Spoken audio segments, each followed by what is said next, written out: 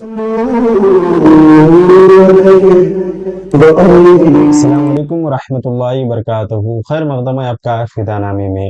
دوستو، یوں تو ایودھیا کی سرزمین آپ اور ہم جان چکے ہیں کہ مسلمانوں سے کتنا اس کا تعلق رہا، اور تاریخ اور حالات نے آج ہمارے ساتھ جو دوہرا رویہ اختیار کیا وہ آج جگ ظاہر ہے۔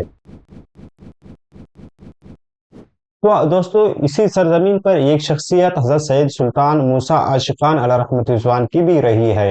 آپ شیخ حاجی صدر الدین چراغ ہند ظفر آبادی علیہ رحمۃ رضوان کے مرید بھی تھے اور خلیفہ بھی تھے۔ انہی کے ساتھ آپ ملتان سے ظفر آباد یعنی جونپور کے آئے، پھر یہاں سے شیخ کے حکم سے ایودھیا تشریف لے آئے۔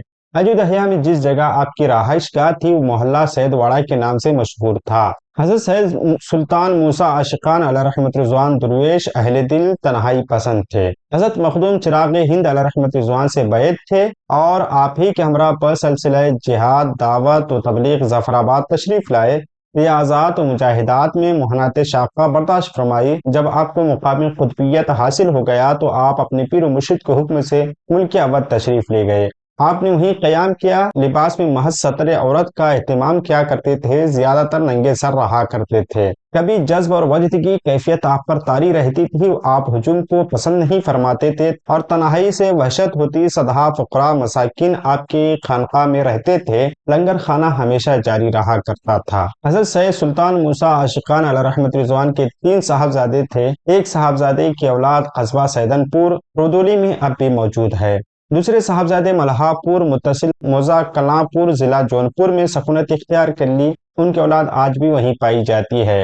بڑے صاحبزادے جو والد بزرگوار کی وفات کے بعد سجادہ نشین ہوئے، ایودھیا میں ہی مقیم رہے، ان کے سلسلے نسب سے ایک بزرگ سید سلطان علی عرف سید سلطان بخش علیہ رحمۃ رضوان بھی پیدا ہوئے، جو نہایت متوکل، صبر و رضا کے مالک اور اکثر خانہ نشین رہا کرتے تھے، اور کبھی گھر سے باہر نکلتے تو اولیاء اکرام کے مزارات اور زیارات اور فاتحہ خوانی کے لیے ضرور جاتے۔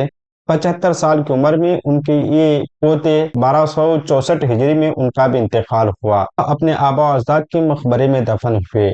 شہر اولیاء میں شیخ عاشقان کی مزار کی نشاندہی اور اس کی موجودہ کیفیت بیان نہیں کی جا سکتی، اور آپ کی تاریخی وفات کا بھی کوئی علم نہیں ہے۔ ہماری دعا ہے کہ رب قدیر آپ کے قبر انور میں رحمت انوار کی بارشیں نازل فرمائے۔ ملتے ہیں اگلی ویڈیو میں۔ السلام علیکم۔